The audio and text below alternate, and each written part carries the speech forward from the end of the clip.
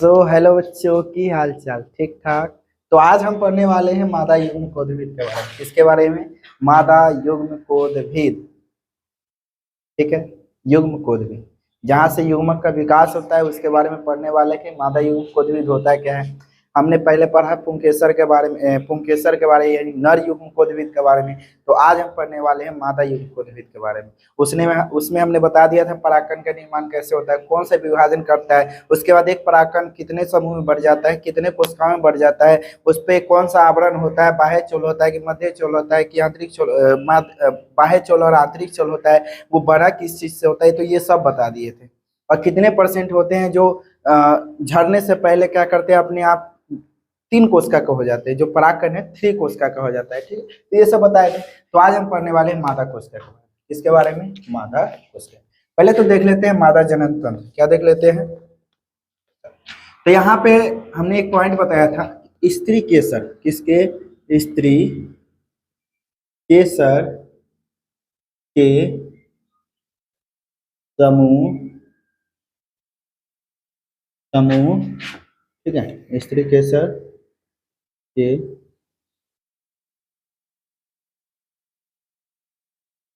समूह को क्या कहते हैं? जयांग कहते हैं। क्या कहते हैं? समूह को जयांग कहते हैं। ठीक है, स्त्री केसर के समूह को क्या कहते हैं? जयांग। स्त्री केसर के कितने पार्ट थे? हमने पढ़ा भी था। पहला था वर्तिकाग्र। पहला क्या था? वर्तिकाग्र। नेक्स्ट था आपका वर्तिका। नेक्स्ट है आपका वर्तिका। उसके बाद था आपका अंडाशय। क्या था? अंडाशय। ठीक है, ये अंडाशय था। तो 3 भाग थे।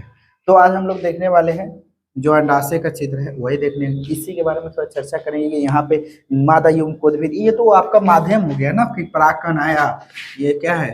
वर्तिकाग्र है। ये क्या है? वर्तिका है। ये क्या है? अंडाशय। यहाँ पे अंड होता है। ये तो माध्यम हो गया ना कि भाई चलो यहाँ पे चिपकाने वाला है, चिपका लिया। उसके बाद ये पहुंचाने वाला है एक रास्ता में, तो ये रोड है, पहुंचा दिया। हमको जहां जाना है वहां पे पहुंचाने का एक माध्यम है। ठीक है, तो ये भी जनन अंग में ही आता है। तो मादा जनन अंग के 3 भाग, पहला होता है वर्तिकाग्र, दूसरा होता है वर्तिका, तीसरा होता है अंडाशय। ठीक, उसके बाद जयांग जो होता है 2 प्रकार के होता है। कितने प्रकार के? 2 प्रकार के। ठीक है, एक होता है स्त्री केसर, एक होता है बहु स्त्री कोशर। यानी कहने का मतलब जिसमें एक अंड पाया जाए। कितना? एक अंड। क्या कहलाएगा? स्त्री केसर, है ना, स्त्री केसर। ठीक है, वही अगर मान लें इसमें बहुत सारे अंड पाए जा रहे हैं, यानी कि क्या? बहु स्त्री केसर। क्या पाया जाएगा?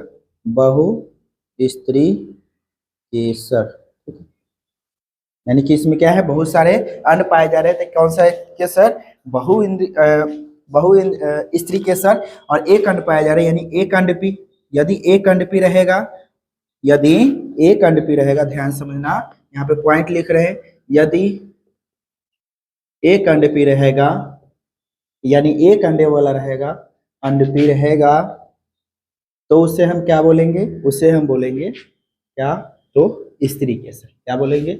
स्त्री केसर। ठीक है, नेक्स्ट नेक्स्ट पॉइंट है, यदि यदि बहु अंडपी वाला रहेगा। क्या रहेगा? बहु अंडपी वाला रहेगा, तो उसको हम क्या बोलेंगे? बहु स्त्री केसर। क्या बोलेंगे? बहु स्त्री केसर। यहाँ तक क्लियर है?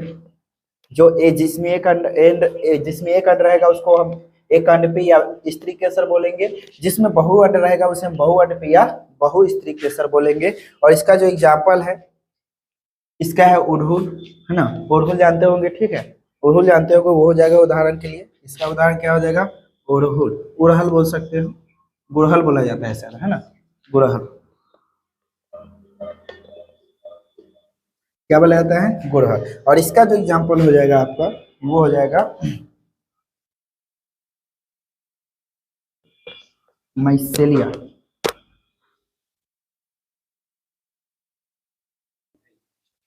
एक जो एग्जाम्पल हो जाएगा आपका, यहाँ पे समझना। बहुअंडपी बोल रहा है, तो इसमें ध्यान से समझना है, जब बहुअंडपी होगा तो या तो अंड एक साथ होगा या तो अंड अलग अलग होगा, सीक्वेंस वाइज होगा, ठीक है। अंड एक साथ न तो अलग अलग। तो जब एक साथ रहेगा तो उसको हम बोलेंगे युक्तांडपी। क्या बोलेंगे? तो यहाँ पे लिख देते हैं। चलो इसको हम क्या करते हैं, यहाँ पे इसको हम क्या करते हैं, और यदि क्या, यदि एक अंड रहे तो उसे हम क्या बोलेंगे, कौन सा अंड बोलेंगे? युक्तांडपी। यदि बहु अंड रहे, सॉरी, एक जगह अंड रहेंगे तो उसको हम युक्तांडपी, अगर अलग अलग रहेंगे तो उसको हम युक्तांडपी बोलेंगे, ठीक है। तो यहाँ पे यदि अंड कैसा हो, एक जगह हो, एक जगह अंड हो तो उसे हम बोलेंगे युक्तांड। क्या बोलेंगे? युक्तांड अंडपी, ठीक है। वही, और ये किसके पार्ट आ रहे हैं, तो बहुस्त्री का केसर के, यानी बहुअंडपी का भाग है ये पहला भाग। और दूसरा भाग में क्या बोला है, यदि एक जगह ना होके अंड जो है, यदि अलग अलग अलग अलग अंड हो, अंड हो, तो उसे हम क्या बोलेंगे? व्युक्तांडपी। क्या बोलेंगे? व्युक्ता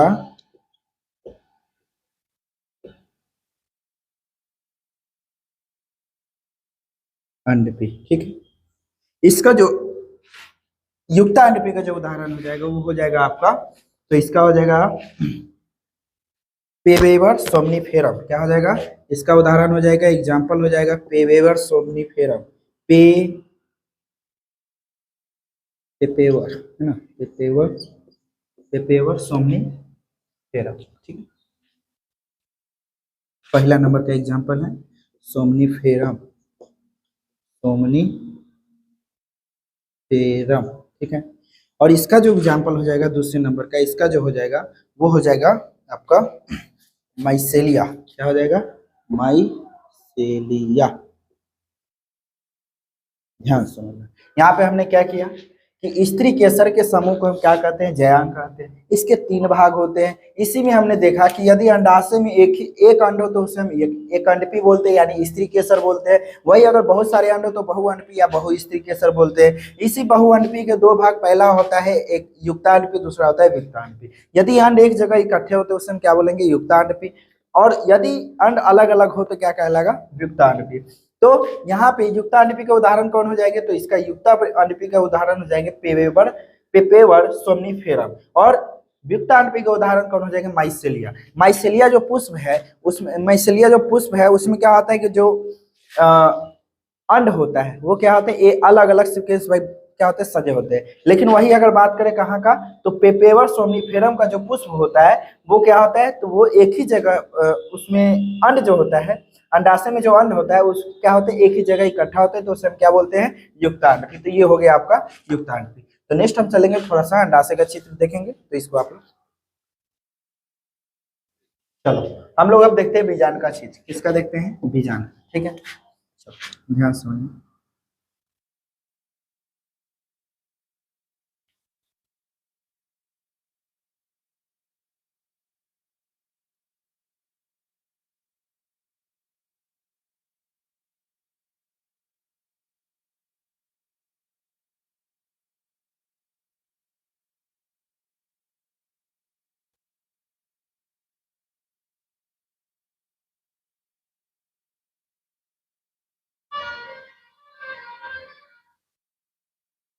ठीक है, और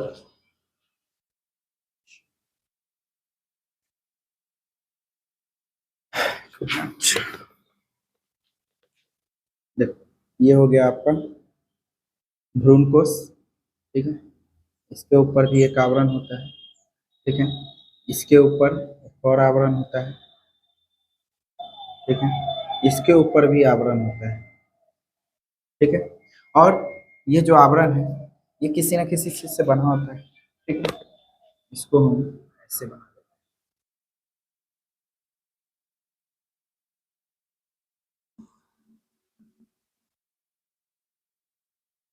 ये आपका बन गया बीजांड। क्या बन गया?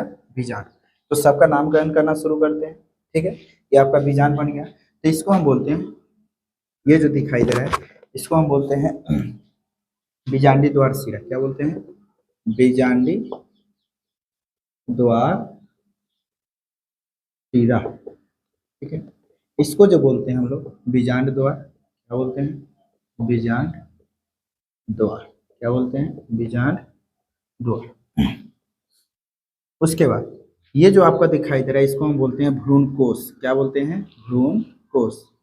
भ्रूण कोष। भ्रूण कोष अलग होता है, भ्रूण कोष अलग होता है, ध्यान रखिएगा। ठीक है, भ्रूण कोष अलग होता है, भ्रूण कोष अलग होता है। जो भ्रूण को पोषण दे भ्रूण कोष, जो भ्रूण जिसके अंदर भ्रूण कोष, जिसके अंदर अंड और जिसके अंदर सहायक कोष का, जिसके अंदर केंद्रक कोष का स्थित रहता है उसको हम बोलते हैं भ्रूण कोष, यानी बीजांड बोलते हैं। क्या बोलते हैं? बीजांड बोलते हैं। ठीक है, उसके बाद ये जो स्ट्रक्चर दिखाई दे रहे हैं जो भ्रूण कोष के ऊपर, इसको हम बोलते हैं बीजांड काय। क्या होता है? बीजांड काय। ठीक है, बीजांड काय। ठीक, उसके बाद ये जो संरचना दिखाई दे इसको बोलते हैं फनिकल। क्या बोलते हैं? फनिकल। फनिकल।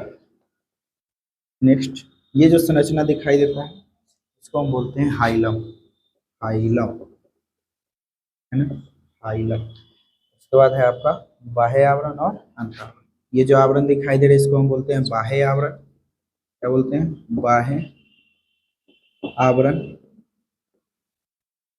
नेक्स्ट ये जो संरचना दिखाई दे रहा है इसको हम बोलते हैं अंत आवरण। क्या बोलते हैं? अंत आवरण। ठीक है, आवरण। ठीक है, ये हो गया और ये हो गया आपका बीजांडी द्वार। ठीक, ये हो गया आपका बीजांड की संरचना। इसी को हम बीजांड का है, इसी को हम भ्रूण कोष ना बोलकर हम बीजांड बोल सकते हैं। क्या बोल सकते हैं? बीजांड। ये पूरे को बीजांड ही बोलेंगे क्योंकि ये क्या कर रहा है? पोषण दे रहा है। लेकिन अंततः हम जाएंगे बीजांड में ही जो ये होता है। ठीक है, यहाँ पे होता है बीजांड। ठीक है, इसको हम रहने देते हैं। चलो, ये हो गया आपका बीजांड का चित्र। ठीक, और एक और चीज इसको हम बोलते हैं निभागीय सिरा। ठीक है, क्या बोलते हैं? निभाग। निभाग बोलते हैं। नेक्स्ट इसको जो बोलते हैं यहाँ पे ये ऐसे जो संरचना गई है, ठीक है, इसको हम बोलते हैं निभागीय सिरा। क्या बोलते हैं? जैसे यहाँ पे देखो बीजांड द्वार और बीजांडीय द्वार सिरा, तो सेम ऐसी निभाग और निभागीय सिरा। ठीक है, निभागीय सिरा। ठीक है, निभागीय सिरा। ये हो गया आपका जो हो गया। ठीक है, इसको आप लोग नोट करो। चलो, तो आज के लिए इतना ही रहने देते हैं। मादा यूं को उद्भिद में बीजांड की संरचना। नेक्स्ट देखेंगे अंडाशय में क्या होता है, उसमें कौन कौन सी संरचना पाई जाती है, तो वो सब देखेंगे।